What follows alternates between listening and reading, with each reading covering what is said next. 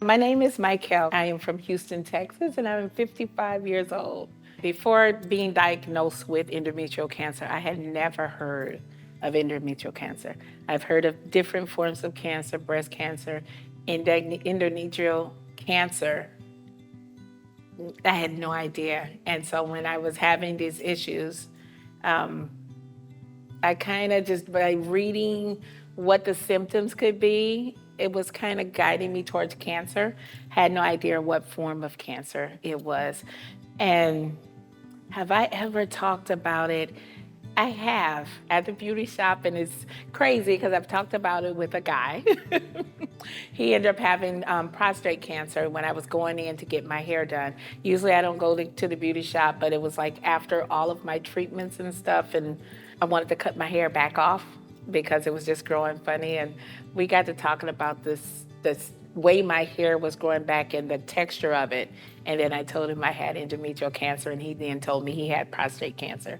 And so we had a really good conversation about the cancer. I am so excited to be here because the fact that I didn't know, the fact that I had never heard of endometrial cancer, and the fact that it affects African Americans even more.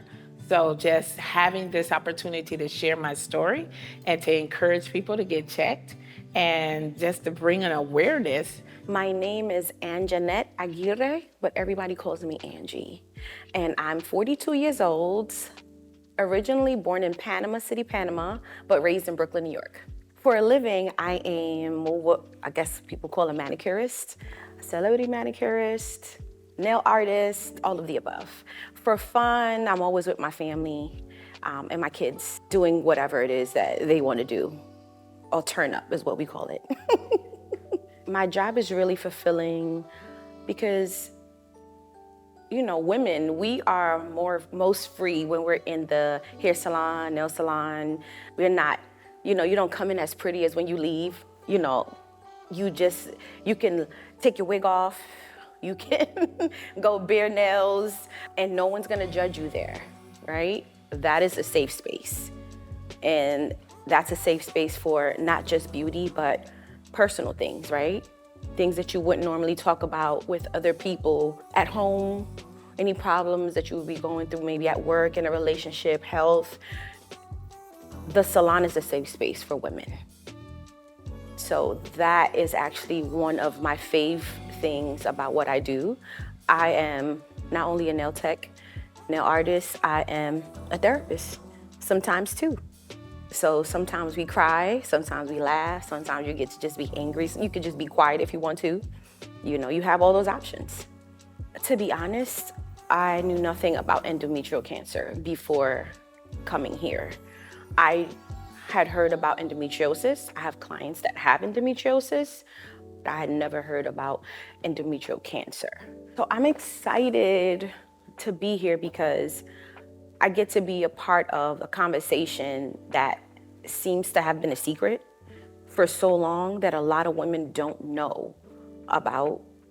And if I could be one voice that is spreading that information that we need to know about, then, you know, I'm game.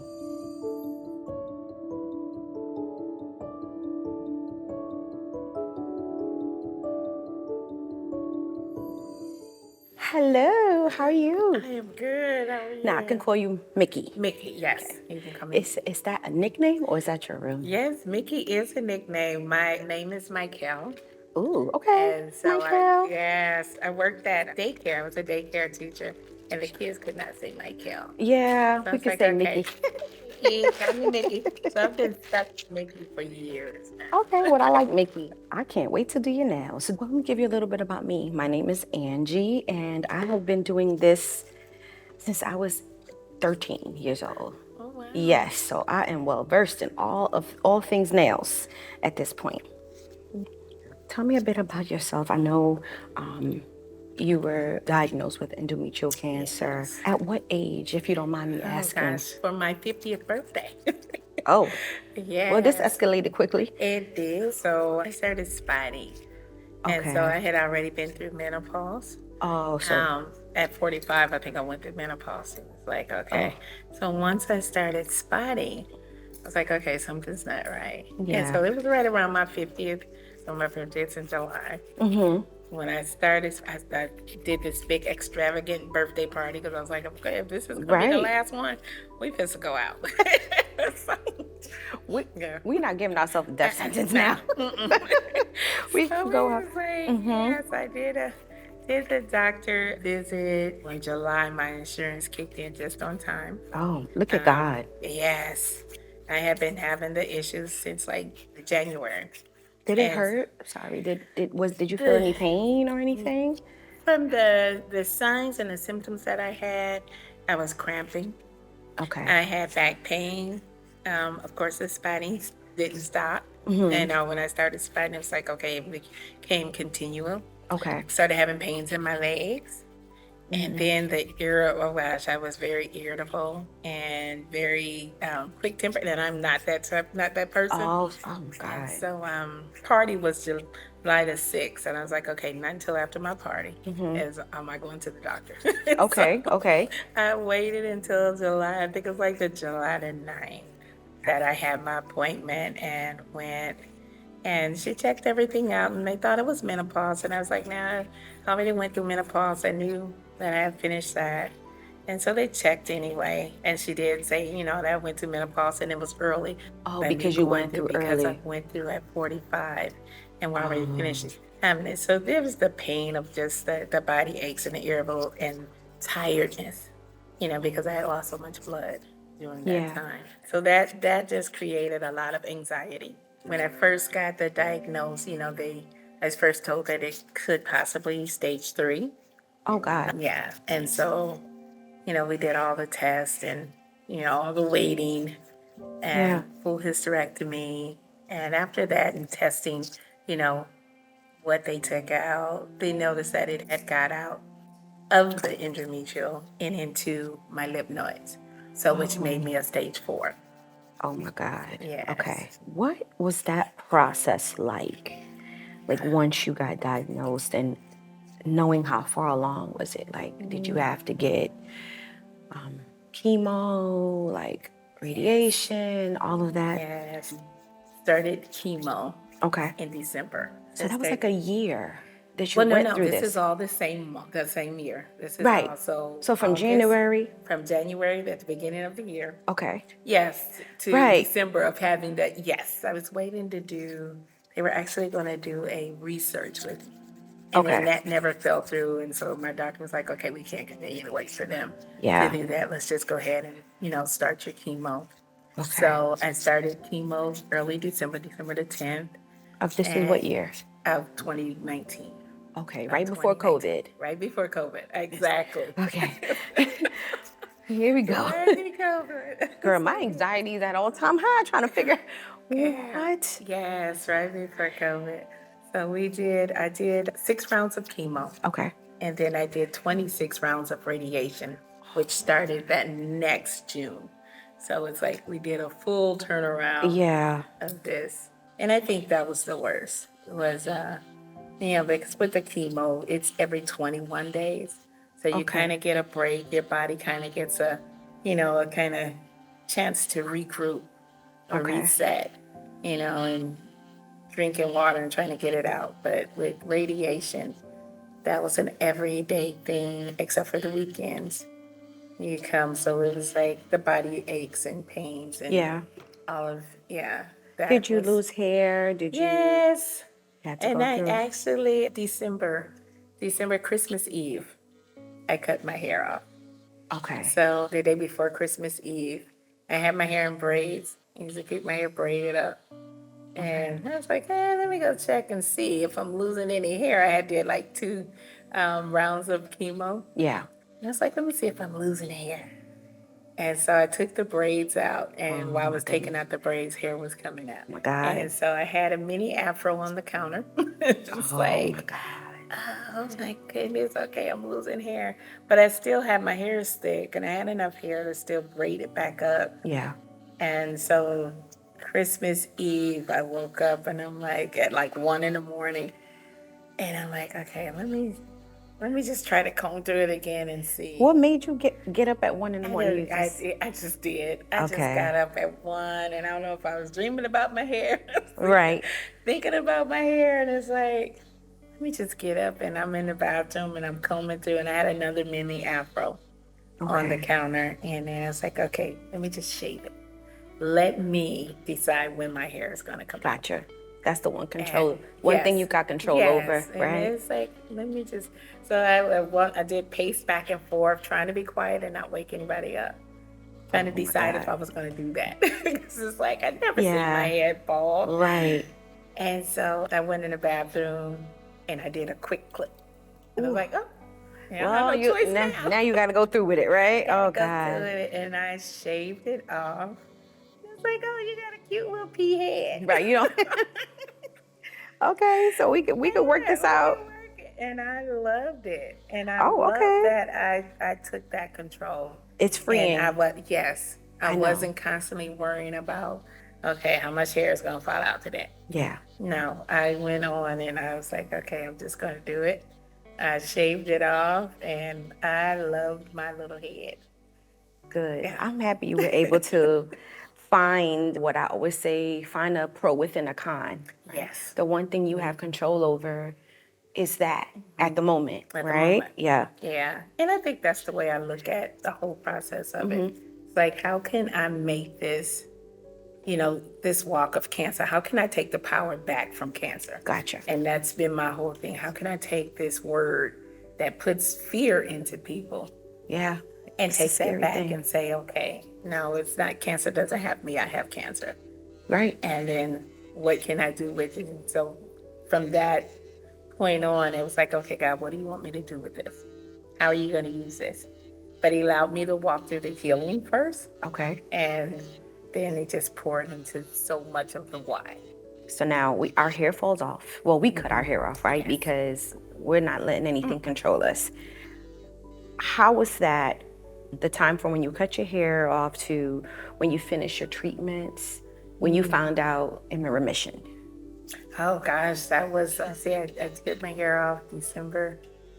I was not told that I was ED, was no disease detected until, oh gosh, maybe a year and a half later. What was that like when you found that out? When you Oh were my you by gosh. yourself? I was by myself, and I was actually walking downtown when my doctor called, and we had a really good, I have an amazing doctor, and we had a really good comfort relationship. Okay. And so when she called, it's like, okay, she was like, hey, what are you doing? And See, those are the conversations that usually make me nervous. I tell my agent that, like, when you call me that nice, I'm nervous. What's happening? oh my gosh, when you can hear it in their voice. Voice. And it's Yes. like, I can hear that it was like some good news that she was, because it had been a while, because therefore, and reason why it was so long, you had COVID in Right. between that Oh my time. God. Yeah. So it's like walking through COVID, which means, I can go to my doctors, my visits and stuff. No one can go with me. I'm there by myself. Yeah. So it's like, which I'm a people person, so I talk to everybody anyway. If you're in the doctor's office, you're there for me to talk to. It's like, let's have a conversation. Right. So it's like, so when she called, it's like, yeah, I'm just taking a walk. I'm downtown, going from one building to the other. Oh And my she was God. like, well, I have some news for you. Just singing it. And I'm like, Yeah. okay. And she's like, well, Ah. there's no evidence to check. I said, okay, I already know. Thank you. Oh We my just giggling and laughing. God. And she's laughing at me. She's like, you were so crazy. I was like, yeah. I said, I already knew. I said, I have You a felt purpose. it? I did. Yeah. I think I have going through cancer was a stepping stone for Okay. me. It was such a training ground. I went through a lot of physical growth, mental growth, and spiritual growth Yeah. in that season. So I knew that it was time for me to move to the next phase of walking through this. Yeah. Okay. I look at everything like, okay, even though it may be something bad, how can I find the good in it? The pros And within the so con. the amazing part of it is how can you look at this? How can you renew your mind and look at the things that you go through? And that's Yeah. anything in life. Yeah. No matter what it is that you go through.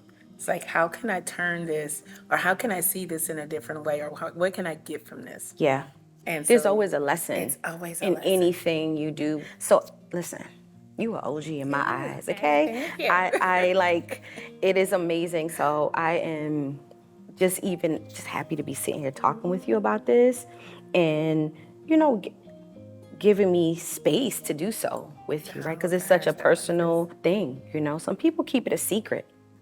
They don't say anything until, unfortunately, till the end, right? Like, who knew that this was happening, right? Yes, I had an aunt that did that. Really? And we had no idea she was sick and she had cancer until my other aunt was like, hey, such and such passed away. And I'm like, what do you mean? I was just talking to her. And it's, I have 5 kids. Yeah. Which are adults. And it's like my first thing was, okay, how do I have that conversation with them? How did they take it? We had a really good conversation. What I told them is, once I went to the doctor, I was like, hey, I've been having some issues. I went to the doctor. I said, if it's nothing, I'll just text everybody in the group and I'll say it's nothing. If it's something, I'll say, hey, let's do a picnic. Let's do a picnic? And that's what we did. Oh, you guys did a picnic? We did a picnic. Because you think it softened the blow? Yeah, I think we went to the park. We do a lot together. It was had that space, and we all love to be outdoors. Okay. And it was just that space to go. And, I got snacks and sandwiches and all of this stuff, and we met at the park. And they knew, it was something that I had to tell them. Oh my God, I can imagine the anxiety that they had. Yes. Yeah. Especially my youngest son. And, How old is your youngest son? He's 30. Oh, yeah. He was like 28. You look good, honey. Yeah. And you have 5 of them? See, that's why you're the OG. You look good. Yeah, no, we did. I sent him in the park and was like, okay, I went to the doctor. Yeah, no, I went to the doctor. Right. And it is cancer. And I just said it just right off the back. And I told him it's endometrial cancer. Everybody got quiet. And I said, but I don't want nobody stressing. I said, I am not dead. So they'll be walking around me acting like I'm a walking tomb.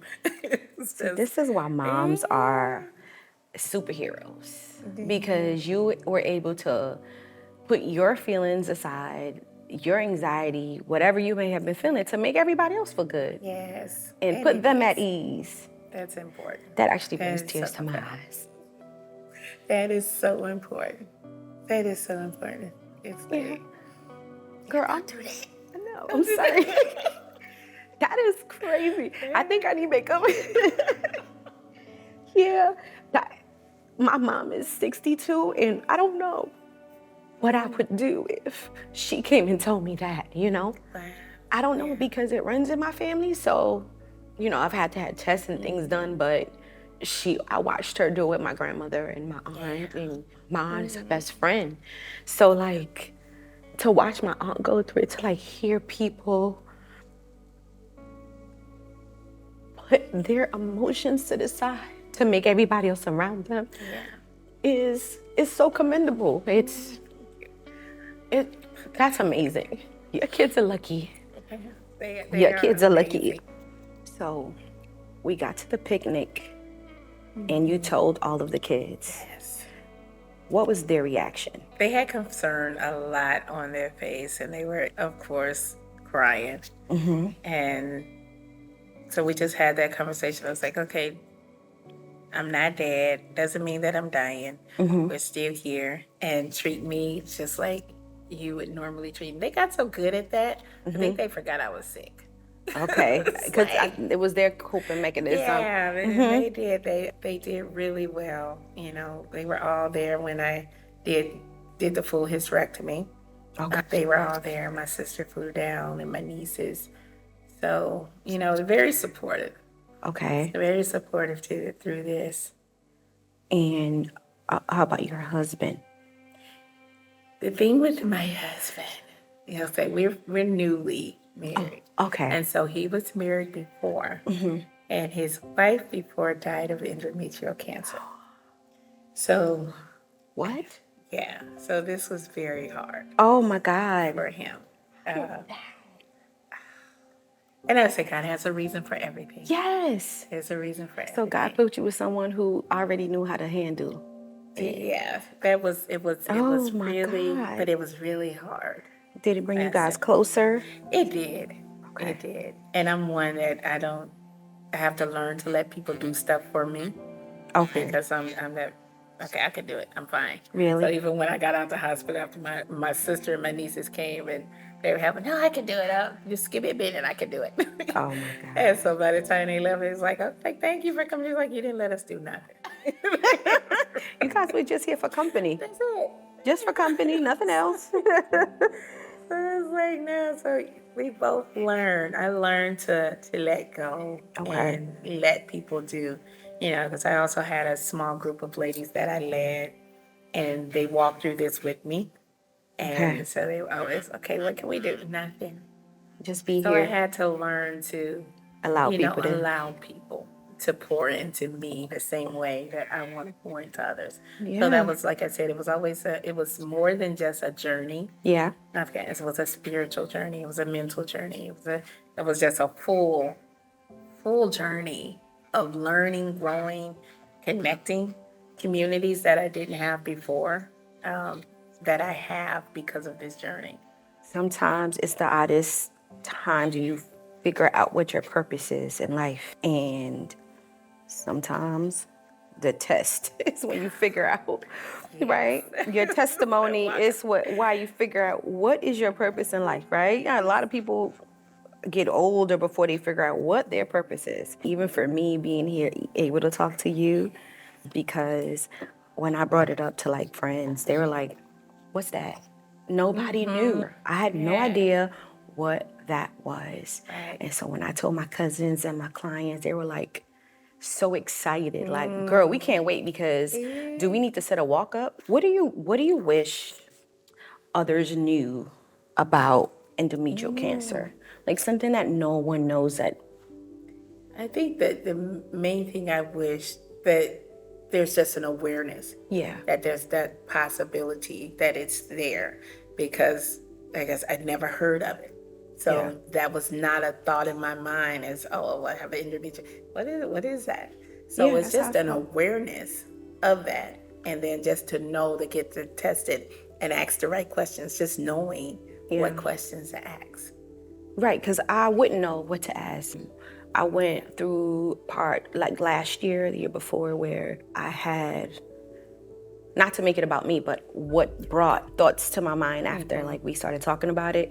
I went through a time where I bled for a long time, and then we went to the doctor and they tried to do all type of biopsies, and then they were like, you're bleeding too much, you can't get anything. And then when it just stops. My iron levels were like really low because I was bleeding. My hair fell out. Yeah. And one day it literally just stopped. Yeah. And the doctor was like, so what happened? I'm like, nothing changed in my life. I didn't change anything. It just stopped. But it wasn't like spotting. It was like very heavy. Yeah. Yeah. And no one knew. But I don't know. the I didn't even know questions to what ask. questions to ask. I didn't even know what biopsy they should have done, or right, like what are the specific names for that? Like we just don't have enough information out there because this exists, right? So now I'm like, all right, I gotta go do this all over again. Like I need to know what to ask for. What are you looking for? Be very specific. You know, we say, go get a mammogram, go get this, but no one ever talks about your reproductive. No. It's not a thing. It's not a thing. It's And like a big thing. they'll say cervical cancer. I hear that, but no one. I've never heard anyone say endometrial cancer. I've heard endometriosis, but not the cancer. Even the people who have endometriosis that I spoke to, they never even knew heard of about it. endometrial cancer, and that's the craziest thing to me. Hey, you Yeah. have this. Let's make sure we check for Yeah, this. they said that no one ever talked to them about it, which was it was really scary to me. We have to do better at informing women of all of the things that come with it. How can we prevent Opening it? that Should we eat door. differently? what should we not eat, or you don't know. You don't know. You don't know. You don't know. Usually it's like lose weight. That's it. Lose weight. Right. That doesn't Yeah. mean anything. So Like I say, endometriosis is not a drug that is picking and choosing, oh, well, she's heavyweight or she's small, because I walk through this with a lot of ladies that have endometrial cancer, and they're all sizes. right, and it's not They're like all one sizes. nationality, Yeah. one It's ethnicity. yes. It doesn't have a color, shape, size. No. It's not just one size doing fit the all. Right. checks. Yeah. Doing the checks, making sure you're not, because, a lot of times you're told, well, you're heavyweight. Right. And that's, you're having. Oh, yeah, I hear that all the it's time. Okay, and so they don't check for that other stuff. It's your weight. Come Yeah. down on your weight, and then they can, no, check for this stuff first. Yeah. That's why I like Spot Her too. It's like, I like the name. of Right. that. Spot It's her just- like, oh, this is good. Like this name is let's good. make spot all the stuff. So, how long after your diagnosis, or I don't know if it happened during like your process, did you become active within like the campaign and organizations to start bringing awareness? I would probably say, I started connecting with different groups during chemo. Okay. But I didn't become active as in walking with other ladies. And I always say, God just gave me the time to heal. And it may have been maybe 2 years after. Okay. And how has that journey been for you? Oh gosh, it has been amazing. Okay. It has been amazing. I walk through life with so many different women from so many different places. And I've lost a couple of ladies.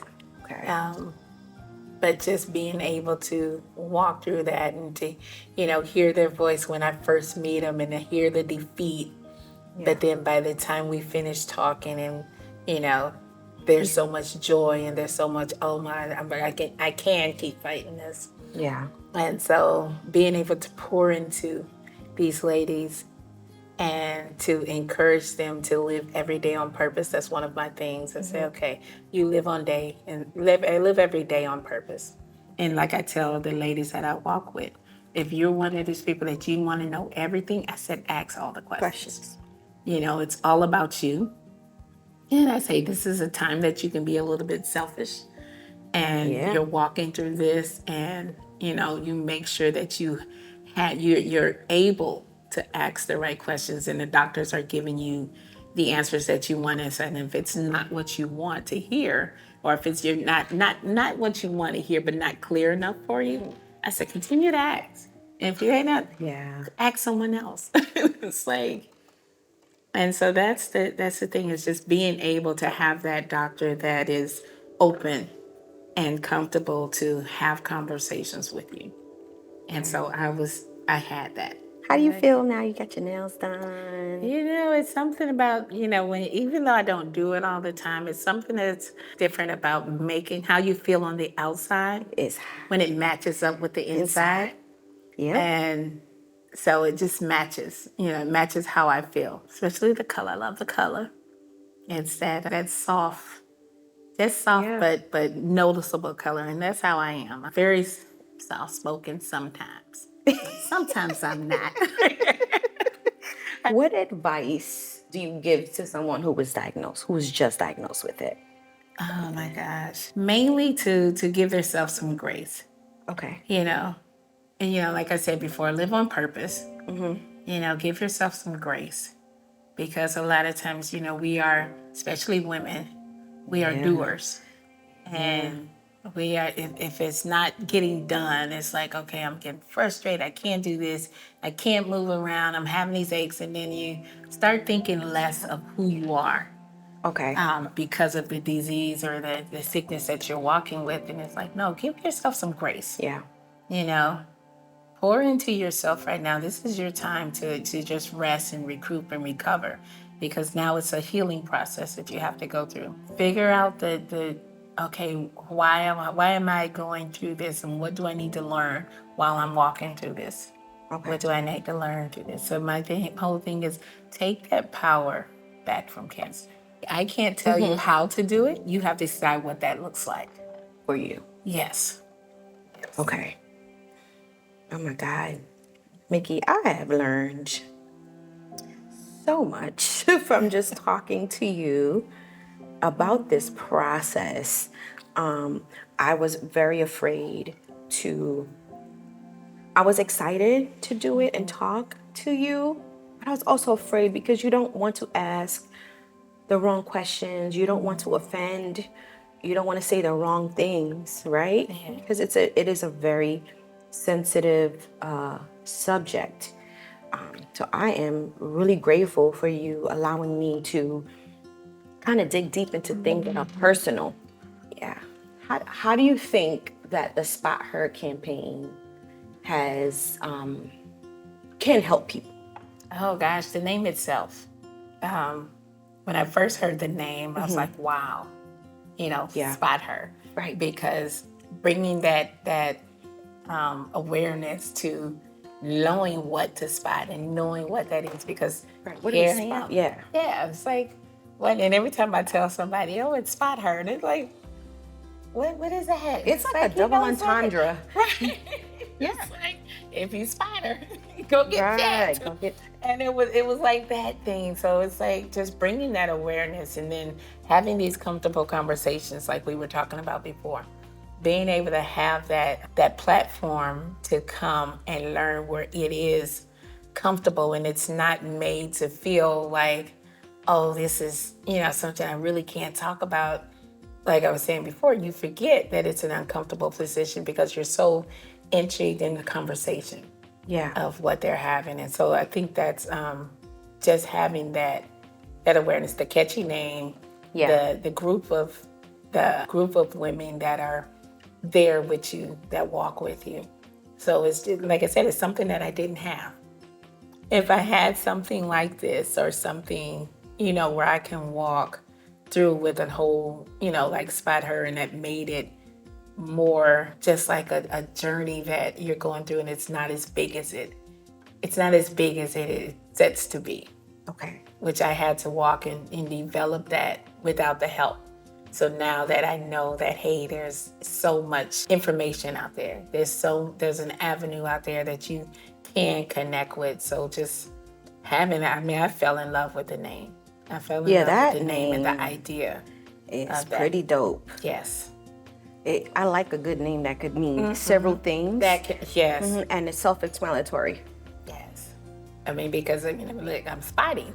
It's like that's one my of the ways first you time, know. I'm Yeah. spotting. Spire. So what do you feel like now that you've added another layer of information out into the world? Like this is something else. This is another way. Like, how do you feel? It's almost like a fulfillment. Okay. Like I always say, it's a purpose. Yeah. And so it's like, okay, you're never not to the extent, or I can't learn anything else about this, or Yeah. I've got to this. Like I'm done this giving level, information. and I'm done, because information is always there. And it's always growing. There's always more to learn. Right. And the more that I walk through with women that are on different stages and the more you learn. Because just having that conversation, I learned so much from the ladies. Some are older than me, and some are younger than me, and just their journey. You get to, so it's just like a fulfillment. It's like, oh, you have that purpose, and it's being fulfilled. Gotcha. And it's gonna always be like that. And I always say, they say, oh, you're cancer free, and I'm like, I'm never cancer free. Yeah. I don't look at it as, I'm cancer free. I just look at, okay, in this journey that I'm on now, this road that I'm on now, this is where I'm at. Okay. As far as cancer free, because the thing about cancer is there is a chance that it can come back. Okay. And so I want to always be open to understand that, okay, it can come back, and I don't want to put it in my head that, oh, I'm done, I'm cancer free, and I don't walk this anymore. No, there's a possibility. So I must always live like I'm still in this journey. It's still, I'm never, and I tell the ladies, and I'm like, well, how do you get back to your normal? And I'm like, there is no normal. Yeah. Because every journey that you go through, you're in a new normal. So, and I always say, before I had kids and I was in high school, that was my normal. Yeah. And then I had kids and there was a new normal. Oh, it's always a new And so then, they moved out of the house and all went to college and then there's a new normal for me. Yeah. And so when I got cancer, that was a new normal. So I never Ever wanna evolving. The normal Yes. changes. And the normal changes. And so I always tell them, you'll never get back to that normal because now you're on a new normal. It's a new journey. It's a new step in life. So Okay. Well, I want to tell you that I'm so thankful for everything that you shared, even the tears that you made me cry today, because those were tears of joy and gratitude and just, man, I'm just thankful. I'm thankful that we crossed paths and I'm able to share in your platform. And I'll tell you, you don't look like what you've been through. And that is a testimony within itself. testimony. High five. Thank you. High five. I Thank you. absolutely And love you this. and now you've been polished. Spirit fingers. You like I it? love it. Okay, I good. absolutely Do you think you love keep it. getting your nails done? No, because you're not in Houston. So. You are not in Houston. I love it. I love how it looks spot on.